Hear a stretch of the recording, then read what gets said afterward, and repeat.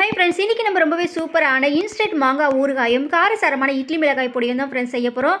So ஊறுகாய் இருந்தால் போதும், எனக்கு வேறு எந்த சைட் டிஷ்மே வேணாம், ஒரு தட்டு சோறு கூட காலியாகிடும் அப்படின்னு சொல்கிறவங்களா அந்த மறக்காமல் கமெண்ட்டில் சொல்லுங்கள் ஃப்ரெண்ட்ஸ். சீசன் இருக்கும்போது இதெல்லாம் நம்ம ட்ரை பண்ணி பார்த்துக்கணும், செஞ்சு வச்சுக்கணும். இப்போ நம்ம மாங்காய் எடுத்து நல்லா வாஷ் பண்ணிக்கலாம். ஸோ பெரிய மாங்காவாக இருந்தால் ஒன்று அல்லது இல்லை ஒரு 2 எடுத்து நீங்கள் நல்லா இந்த மாதிரி சின்ன சின்ன துண்டுகளாக கட் பண்ணிக்கோங்க. கட் பண்ணிவிட்டு நம்ம இப்போ ஸ்டவ் ஆன் பண்ணி ஒரு பேன் வச்சுக்கலாம். ஆயில் சேர்த்துக்கோங்க. ஹீட்டானது 1 ஸ்பூன் அளவுக்கு கடுகு சேர்த்துக்கோங்க. நம்ம பொடியாக கட் பண்ணி வச்சுருந்தா மாங்காய் பீசஸையும் சேர்த்துக்கோங்க. இதோட நம்ம குழம்பு மிளகாய் தூள் ஒரு 3 ஸ்பூன் அளவுக்கு, தனி மிளகாய் தூள் 1 ஸ்பூன் அளவுக்கு, சால்ட் ஒரு 2 ஸ்பூன் அளவுக்கு, 1/4 ஸ்பூன் பெருங்காய பவுடரும் சேர்த்து நல்லா கலந்து விட்டுக்கோங்க.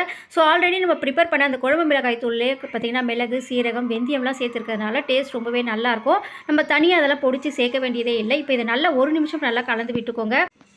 ஸோ இந்த இன்ஸ்டன்டான மாங்காய் ஊறுகாயை ரெடி பண்ணி வச்சுட்டிங்கனாவே போதும் ஃப்ரெண்ட்ஸ். சைட் டிஷ் இல்லைனா கூட பரவாயில்ல, இதை வச்சு நீங்கள் ஒரு தட்டு சோறு கூட சாப்பிடலாம். அவ்வளோ டேஸ்ட் பக்காவாக இருக்கும். சாம்பார் சாதம், ரசம் சாதம் எல்லாத்துக்குமே ரொம்பவே சூப்பராக இருக்கும். ஸோ சீசன் இருக்கும்போதே இதை செஞ்சு வச்சுக்கோங்க.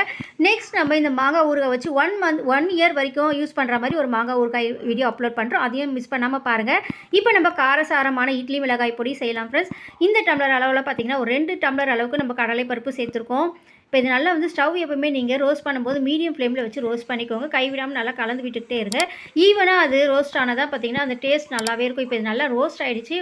ஒரு பாத்திரத்தில் ட்ரான்ஸ்ஃபர் பண்ணிவிடுங்க. நம்ம இதை ஒரு பிளேட்டுக்கு ட்ரான்ஸ்ஃபர் பண்ணிட்டோம். இப்போ நம்ம அதே டம்ளர் அளவால் உளுந்து எடுத்துக்கலாம். ஸோ நம்ம இட்லி பொடி ரெடி பண்ணி வச்சுட்டோம்னா டக்குன்னு நம்ம இட்லி தோசை ஊற்றும் போது அர்ஜென்ட்டுக்கு நம்ம யூஸ் பண்ணிக்கலாம். நம்ம பருப்பெல்லாம் சேர்க்கறதுனால நம்ம ஹெல்த்துக்கும் ரொம்பவே நல்லது, உளுந்தெல்லாம் சேர்க்கறதுனால ரொம்பவே நல்லது. இப்போ நம்ம இந்த உளுந்து இதில் பார்த்திங்கன்னா 3 டம்ளர் அளவால் சேர்க்குறோம். சேர்த்து நல்லா இதையும் மீடியம் ஃப்ளேமில் வச்சு நல்லா ரோஸ்ட் பண்ணிக்கோங்க. 2 டம்ளர் அளவுக்கு நம்ம கடலை பருப்பும் 3 டம்ளர் உளுந்தும் சேர்த்துருக்கோம். ஸ்டவ்வை மீடியம் ஃப்ளேமில் வச்சு நல்லா ரோஸ்ட் பண்ணிக்கோங்க. இப்போ பாருங்கள் நல்லா கலர் சேஞ்ச் ஆகிடுச்சு, நல்லா ஈவனாக ரோஸ்ட் ஆகிடுச்சு. இதையும் பிளேட்டுக்கு ட்ரான்ஸ்ஃபர் பண்ணிக்கோங்க.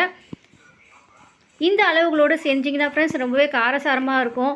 இப்போ பாருங்கள், இதில் நம்ம கருவேப்பிலை இந்த அளவுக்கு எடுத்துக்கோங்க. அதிகமான அளவு சேர்க்கக்கூடாது. ஒரு 2-3 கொத்து அளவு சேர்த்திங்கன்னா போதும். கருவேப்பிலை நல்லா வாஷ் பண்ணிவிட்டு ஸ்டவ் ஃபுல்லாக மீடியம் ஃப்ளேமில் வச்சுட்டு நல்லா அது ரோஸ்ட் பண்ணிக்கோங்க இந்த அளவுக்கு வர வரைக்கும். இப்போ இதையும் நம்ம பிளேட்டுக்கு ட்ரான்ஸ்ஃபர் பண்ணிக்கலாம். ஸோ இப்போ நம்ம காய்ந்த மிளகாய் ஒரு 25 நம்பர் போல் எடுத்துருக்கோம். இது பார்த்திங்கன்னா காரம் அதிகமாக இருக்கக்கூடிய காய்ந்த மிளகாய். இது காரம் கரெக்டாக இருக்கும். இட்லி மிளகாய் பொடியெலாம் பார்த்திங்கன்னா காரம் கொஞ்சம் அதிகமான அளவு இருந்தால் தான் டேஸ்ட் ரொம்பவே நல்லாயிருக்கும். ரொம்ப அதிகமாக இருக்காது, மீடியமான லெவலில் இருக்கும். இப்போ இதையும் லைட்டாக அது நெடி வர வரைக்கும் ஃபுல்லாக ஸ்டவ் லோ ஃப்ளேமில் வச்சுட்டு ரோஸ்ட் பண்ணிக்கோங்க. இப்போ இதையும் ஒரு பிளேட்டில் ட்ரான்ஸ்ஃபர் பண்ணிடலாம். இப்போ நம்ம எள்ளு எடுத்துருக்கோம். எள்ளு ஒரு 50 கிராம் போல் எடுத்துருக்கோம். எள்ளும் பார்த்திங்கன்னா நம்ம உடம்புக்கு ரொம்பவே நல்லது. நம்ம வீட்டிலே இது மாதிரி ப்ரிப்பேர் பண்ணி இட்லி பொடி கொடுக்கும்போது ரொம்பவே நல்லாயிருக்கும். டேஸ்ட்டும் நல்லாயிருக்கும், நம்ம ஹெல்த்துக்கும் ரொம்பவே நல்லது. தேவையான கல்லுப்பும் சேர்த்துக்கலாம். நம்ம இதில் ஒரு 2 ஸ்பூன் அளவு கல்லுப்பும் கொஞ்சமாக பெருங்காய பவுடரும் சேர்த்து லைட்டாக ரோஸ்ட் பண்ணிக்கோங்க. அந்த எள்ளு வாசம் வர வரைக்கும் லைட்டாக வறுத்ததாக போதும். இப்போ நம்ம அதையும் பிளேட்டில் ட்ரான்ஸ்ஃபர் பண்ணி ஆற வச்சு மிக்ஸி ஜாரில் போட்டு அரைச்சி எடுத்துகிட்டு வந்துடலாம். ஸோ நீங்கள் இந்த இட்லி பொடி அரைக்கிற பக்குவம் ரொம்ப ரொம்ப முக்கியம் ஃப்ரெண்ட்ஸ். ரொம்பவும் கொரப்பாக இருக்கக்கூடாது, இல்லைனா ஒரு மாதிரி அந்த மண் மாதிரி நரன்னு இருக்கும். அந்த லைட்டான கொரப்பாக இருக்கணும். அப்போ தான் டேஸ்ட் நல்லாயிருக்கும். ரொம்ப நைஸாக இருந்தாலும் நல்லா இருக்காது. ஸோ அவ்வளோதான் ஃப்ரெண்ட்ஸ், இந்த அளவுக்கு அரைச்சி எடுத்துகிட்டு வந்தீங்கன்னா போதும். இப்போ இதோட நீங்கள் சைட் டிஷ்ஷே இல்லாத டைமில் இட்லி தோசைக்கெலாம் ரொம்ப டக்குன்னு நீங்கள் இதை கொடுத்துடலாம். கொஞ்சமாக நல்லெண்ணெயோ இல்லை நெய்யோ சேர்த்து மிக்ஸ் பண்ணி கொடுத்தீங்கன்னா நம்ம ஹெல்த்துக்கும் ரொம்பவே நல்லது. நம்ம வீட்டிலே ப்ரிப்பேர் பண்ணும்போது டேஸ்ட்டும் ரொம்பவே சூப்பராக இருக்கும். ஸோ இந்த மாங்காய் சீசன் இருக்கும்போது இந்த இன்ஸ்டன்ட் மாங்காய் ஊறுகாயும் ட்ரை பண்ணி பாருங்கள் ஃப்ரெண்ட்ஸ். ரொம்பவே டேஸ்ட் அட்டகாசமாக இருக்கும். ஸோ இந்த 2 ரெசிபியை நம்ம சைட் டிஷ் இல்லாத டைமில் டக்குன்னு யூஸ் பண்ணிக்கலாம். ஸோ 2 ரெசிபியும் ட்ரை பண்ணி பார்த்துட்டு உங்களுக்கு பிடிச்சிருந்தா அப்படின்றது கமெண்ட்டில் சொல்லுங்கள். வீடியோ பிடிச்சா லைக் பண்ணி ஷேர் பண்ணிக்கோங்க. நம்ம சேனலையும் மறக்காமல் சப்ஸ்கிரைப் பண்ணி சப்போர்ட் பண்ணுங்கள். நெக்ஸ்ட் வீடியோஸோடு சந்திக்கிறேன். தேங்க்ஸ் ஃபார் வாட்சிங்.